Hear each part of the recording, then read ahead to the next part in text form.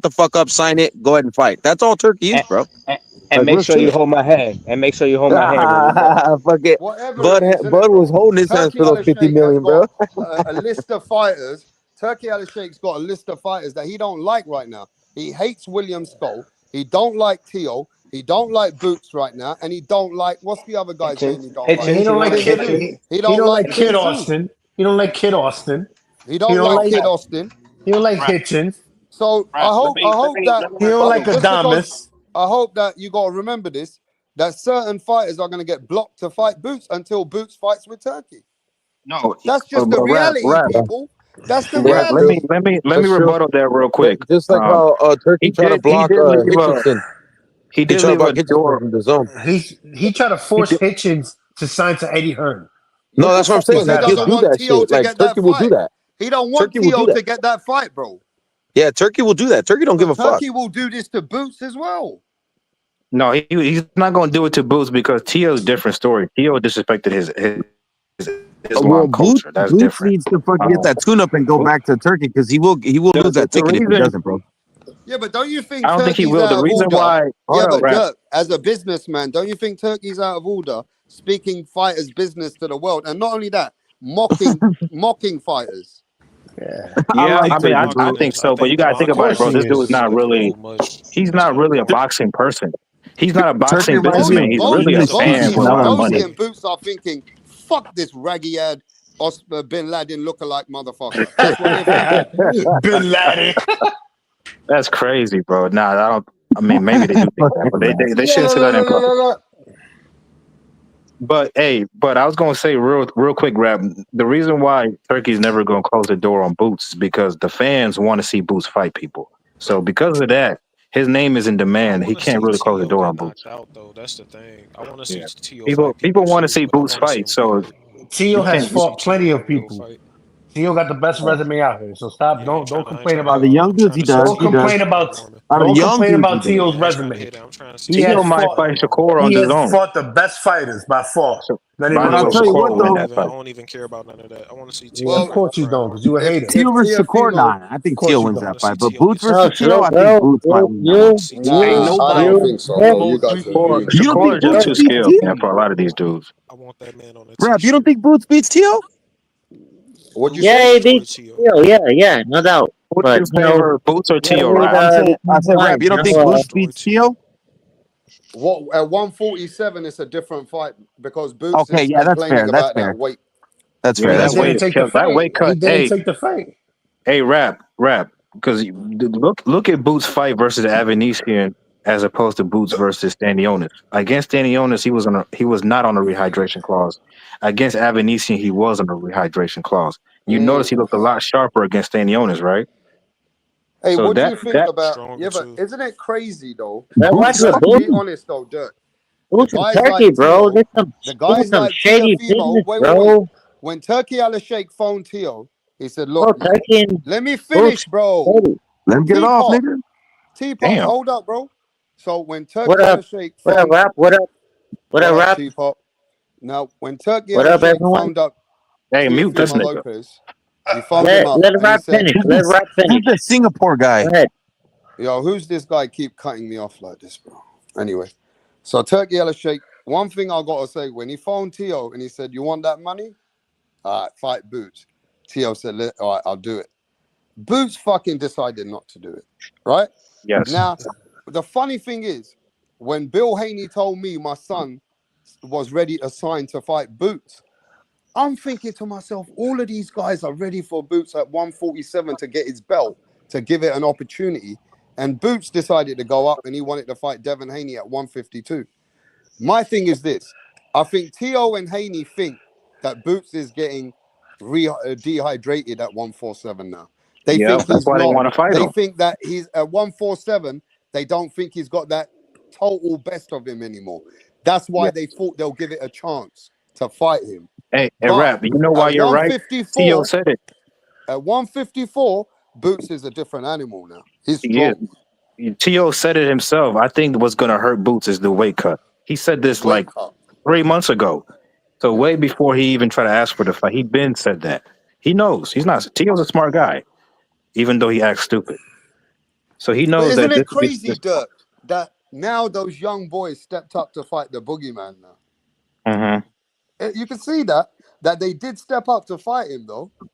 I Boxing would is a just say strategic this. sport. It's a strategic sport.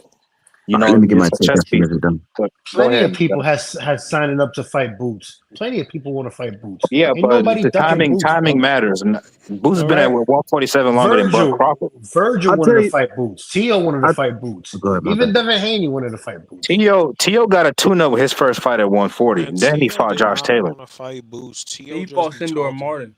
after the T.O. No, he Close, fought Campa first. Then and I then he believe he fought fought. Sandor Martin, and then he All right, I fought might Yeah, have Caleb. somebody yeah. here. I just got a message. Now I want you guys' opinions. Are you guys still saying that? I haven't heard from Dirk, and I know that Dirk's probably going. You got Brian Norman beating Devin Haney, Dirk. That's a 50-50 fight. I don't know yet. No, I got Norman sleeping Haney. Nah, You got I got Norman Devin. sleeping I I Haney. lean got toward. Devin Haney. I think Who's got I Devin got got Devin that him. body. Haney? I do. Beast. Oh, Beast got Devin Haney, yeah? Yeah, I got Devin, bro. I've never heard anybody put those two sentences together. Beast and Devin Haney. That's crazy. Man, My name's Beast, Nah, bro. Devin nice, but My he name's just Beast, gonna get bro. fucked up. Bro, Nice, it's but a he ain't close no fight. beast. Tough fight to call, man. hey, Brim, I just want to let you know, Brim, that Bill Haney said if Norman comes up here, he'll pull up on him anytime. So Brim said that he's gonna get Norman over here. We'll see. But look, the main I thing got with Devin, that bro. fight, yeah. Yo, you know what? Let me tell you something right now. Mm, Yo, let me tell you. we can hear you. Check this out. Listen. Listen up. Yo, listen. This guy.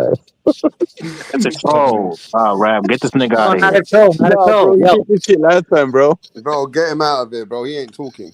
He just wants to He's say, drunk. listen, listen. Shall I give him one He's chance drunk, to bro. talk? Nah, Shall Let nah, I him get give this him talk. nigga one out of here. chance to talk? Get once. If he can't, just boot his ass. I killed All Tupac. I right. And gotta his kill ass. Biggie. yo, rock with Haney. Haney gonna pull it out. Haney gonna pull it out. He got There you experience. go. He gonna All pull right, it tell out. us how. Tell the There you people go. how. Don't ask him no more questions, please.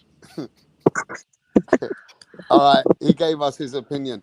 Now, look, man, is it fair? Brian Norman said on a channel, what's that channel called? Coach Malachi? Big up to Coach. Coach Mm-hmm. Malachi went to ATL to go sit with him. And Brian Norman said, the Haneys have done something to me. They've upset me in a way to discredit my integrity and downplay me like that. Yeah. He said, I want to end Devin Haney out of boxing. I want him Damn, out of Oh. boxing. That's a big statement, bro. He Yeah. said, I I love it. want Devin Haney out of boxing after I this fight. like That's that. how much damage I'm going to put on him. Oh, I like Put him that. to We shall sleep. Put him see. to sleep. Damn. That's what Got he's saying, bro. I don't You know gotta about go I to that like one. to hear sleep. that type You of gotta talk. go to Put Haney him to sleep, said Hey, that sleep. man. Devin Haney's I don't too know motherfuckers. about clever, that I isn't don't one, know he? why boys. they took He's too Put this him in the clever, fight, isn't but body he? it's supposed to bag. be real. I I don't know got He's I too Norman about that don't know one. number. clever. what they gonna do for real. That's the type of talk we like to hear. What can he They do? don't Now, fuck. What They can listen, don't he what do fuck you What think up, what about can man. he Brian do? He gonna Norman, knock Dirk? him out. That's what he Now, gonna now, do. I I don't want to know He about ask ain't that never one, Boots, knocked boys. out what Devin do you think Marlon. Haney's about fucking Brian good, bro. Norman Devin cutting Haney got out no Boots? chin. What do you mean? You saw what After Ryan Boots did. turned up, That's moved up fucking to I retarded. did 154, see what Ryan What are you did. You're talking Brian right. about? Norman is saying that Boots is a duck. What do you think of that? Of course he's gonna say that shit, even though he was offered the biggest payday of his career to Yeah. fight Boots and he turned it down. I will But Who? say now this: he's saying Boots is it's it. very coincidence that all these dudes wanted to fight Boots, right? Like Mm, all these dudes, right? And then Boots. This is where it get a little backlash for Boots for me. Is that Boots said he did want to be undisputed at 147. All right, Mhm. that's fair. And before he hasn't even fought at 154 yet. That's fair, right? All right. Yeah. So before that, when he had finished that dude, he beat that guy. He got his belt. Then he fought the Mhm. other guy. I forgot the rematch or whatever. Then he was gonna move Karen. up, right? Yeah, right. All right, cool. Those two dudes, Teal and Devin, wanted to fight him before they knew he was moving up, bro. Yeah. No, they When they didn't, wanted to especially fight him, Devin. Devin No, they never No, didn't. no, mentioned no, no. fighting Let Boots. me. I'll tell you the way it Devin is. never Look, said he shit about said when Boots. when he fought before his last fight, standing on this, he said that he might need to move up in weight. When yeah, when he said, when when they heard that, they offered him the Virgil fight. He said, "No, I'm gonna stay at 147." bro, but he He said he's fought gonna go Do for you all the know? Sanionis, belts, bro, in the and press then when conference, bro. Tio Do you and know? everybody else tried to fight him at 147, he Wait, said, wait, "No, I hold up. can't make Because I 147 Bro, at anymore." the do press you know conference, he said he's why? gonna go for Do undisputed at you know 147. why? Wait, wait, hold up. Do you know why He's he said I cat. He's might a move up to? liar. Do you know why he said I might move up to 54? Like I said, in that fight against Karen, he was on the rehydration clause. So at the Stanionis fight, since it's a unification, there is no rehydration Oh, clause. and right. So So so okay, he now that he's so unified champ, there's no rehydration clause going forward. So no, what Yeah, but you there what isn't you but because he's saying? the he No, no, IPF he still champ was on and a he'll time but limit. mandatory. He'll his He was on big a for his doctors. time time. limit. He wanted to But be wait, let me finish. undisputed, but he Let couldn't me get the fights. Eddie Hearn couldn't mm. produce the yeah, let fights me in finish. time. Let me finish. He Let me bugging. finish. But even after the Stanionis fight, his doctor said, "Look, bro, you're not making this weight healthy. You need to move up." His So doctor? yeah, his doctor said that. That sound So like even cap. though So He said he I'm sure he fighting probably 50%. also. You know what's funny? A lot of niggas said that Boots should move up anyways because 147 Exactly. is a weak ass weight class, and 54 is where all the killers at. Now that he's going to 54, No, no, no, no, now no, you're no. I ducking. didn't say Nah, that. Hold I on. I said that he wanted A should have lot of been people said undisputed. him that. to That's move up that's what from I that said, same bro. place. A I want lot him of to move people up to said like that. He would have built his 390. legacy. All right, hey, Dirk, don't you think his legacy would be a lot bigger if he was undisputed right now, bro? I think so, bro. I think No, I so. think names are All more y'all gonna say important was than he beat being a undisputed. heavyweight champion. Exactly. Like all Yes. y'all Names motherfuckers are is more gonna say important. was he beat Elite heavyweight fighters. champions. That's what we Beating want him to Virgil do. Yeah, but Ortiz he is hasn't more given us no important elite than fighters, beating. bro. He would have been good giving us Ex- undisputed. yeah, All because What's he y'all more just turned, say important, he was beating? ducked he Virgil, he emailed the ducked fighters. T.O., and he All right, ducking listen. every I'm elite And gonna. then fighter. y'all did Hey it when he yo, became lineal. Who got a Go ahead, better Rap. hey yo, we're gonna resume? listen to what. T.O. ain't want to fight Hey Haney, but yo, y'all we're think gonna he really listen to gonna what fight Boots Boots? is saying. Bro, he was Exactly. trying to T.O. want to fight Hey go. yo, Boots. let's listen to what He Boots turned is down the saying, bro. fight. That's a fact, bro. All right, Hey, let now we're Rap gonna cook. Not play. making We're shit gonna up. play what the man is saying himself. Why he made these decisions. Why he didn't fight no Lopez and Haney's, This is whatever after the they fact, fought. though, Rap. Let's listen to what Boots is saying. Close were you to taking that fight with Teofimo Lopez in Saudi? I was close, but at the end of the day, it's about my health and how I'm gonna feel. So yeah, I feel like the best option for me was 54. Were He you worried ducked him. about any of the Ducked him. backlash? Because you just received that shit like They 6 months before. they already said that Stanionis is little. Every I fight is so called little. So you gotta take everything in consideration. But my main thing was just the health. Like I want to be on point, and like I said before, I want to make sure I give crazy performances. Like I want to go crazy every time out. I want feel great every time out, and not second guessing myself. Like am I gonna feel good on fight night? Like am I gonna feel good once I get in the ring? Like I don't want to head there. So yeah, 54 is where That's a crazy ass we duck. stepping at. You think that the fans, everybody's high expectations of you, that factored into you wanting to have the best performances? Yeah, for Because it sure. seems like, bro, if you don't get a knockout, I'm sorry, if you don't get a knockout by the third round, Yeah. With me, you know how they carry with me, man. It don't matter what I do. I could be somebody 12-0. Oh, I please. can knock the ball in the first round. Stop that shit, They bro. always got something to say. Then they tell me I get hits. Like Motherfuckers what? Like cat. did y'all be watching? Did they be I did watching? see you I get hit get on. hit less than all their favorite fighters, yo. It's crazy. I come out the ring with no cuts, no bumps, no scratch. What You a ain't never seen joke. my eye closed. No cuts, none of that stuff. Like I don't how to like. People is crazy. They favorite fighters take a lot of punishment, like bad. Exactly. All right, so let me tell you what So exactly what, bro? Boots He Ennis just is ducked saying. T.O. Let me Land tell the you what plane, Boots Rap. Ennis is saying. Boots Ennis is saying himself, bro. You guys are fucking crazy and blind as fuck. If you think any man's ever handled me, I've never even been cut, bruised. Your favorite fighter, he's saying Virgil Ortiz. Look at his face. That's what he's saying, bro. Virgil He's saying your Ortiz look favorite like So fighter. why Freddie didn't you Let me take the finish. fight? I want to finish Go what ahead, let Boots Rap is finish. saying, bro. Boots is saying, you motherfuckers don't even see me ever with a bump on my eye.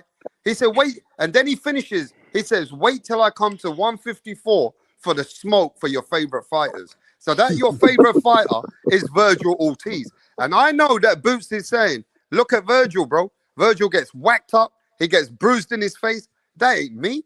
I'm And it get different. dropped. So that's what he's saying, bro. Give it. He goes, wait till I fight them. And then you'll see how great I am. How long we gonna wait? I don't know I about know, that, bro. They bro. He's fighting in 30 years February, old, bro. gang. How long we You gonna ain't gonna wait, have to bro? wait too And I'll much tell you this, longer, Rap. bro. He I could think say you all gotta that wait because another he ain't 8 never fought months. the. He Another ain't 8 never fought. months.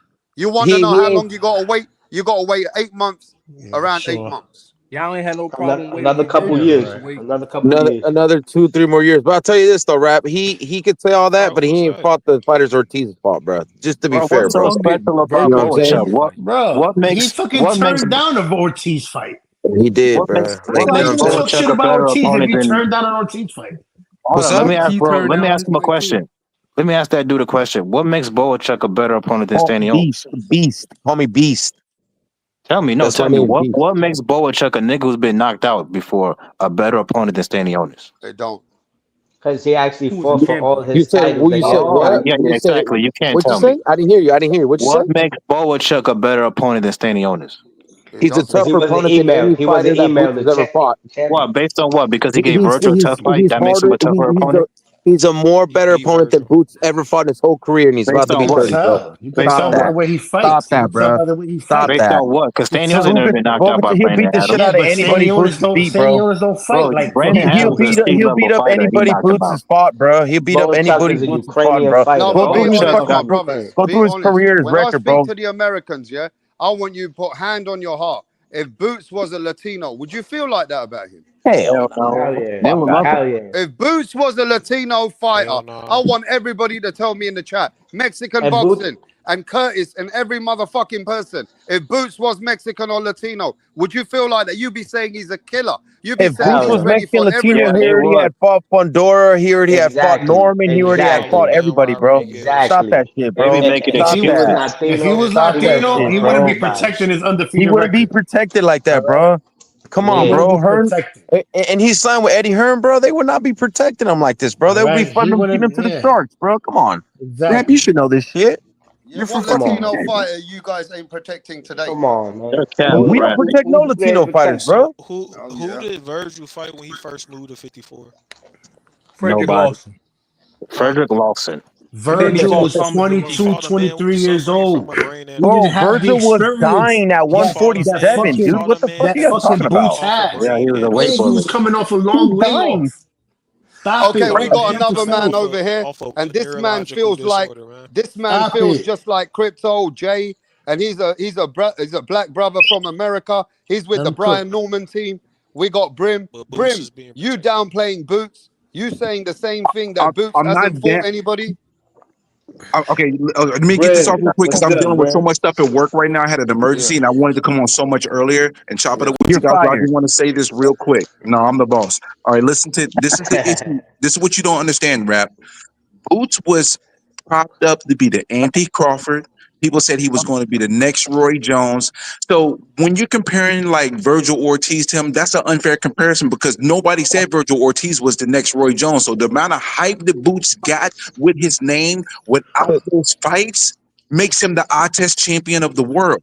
So when you're moving up to 154, we're looking for you to fight the best because we know that Boots is good. Anybody that say Boots ain't good, you're tripping. And anybody say that Kelly's a bum, you're tripping because Kelly's not a bum. He's just not world class in my opinion.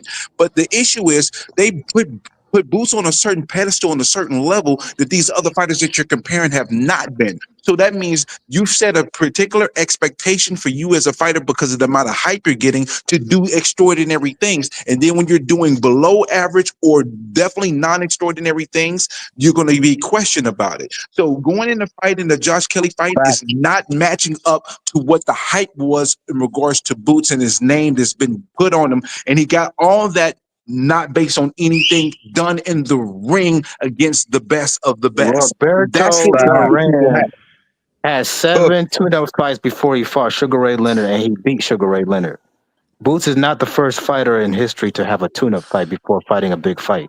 Well, you gotta stop the cap, bro. No, but the Hold thing on, is, hold on. it's I okay if want you're to going to stop get a this tune-up fight. Like, narrative I have shift no too. problem with a Ramos fight. That I have no problem with a Mendoza fight. It's just the imagery when it's been put out there that you want tune-ups, you denied some fights, and we're looking at you to be the next level, and people have put that type of hype on you, then you got to expect that pushback when you're looking to move up and fight Josh Kelly. And What the you thing need is, a tuna? Go ahead, and the bro. Well difference said, between him Brim. and Well fucking said, dog. Virgil was coming off Rabdo.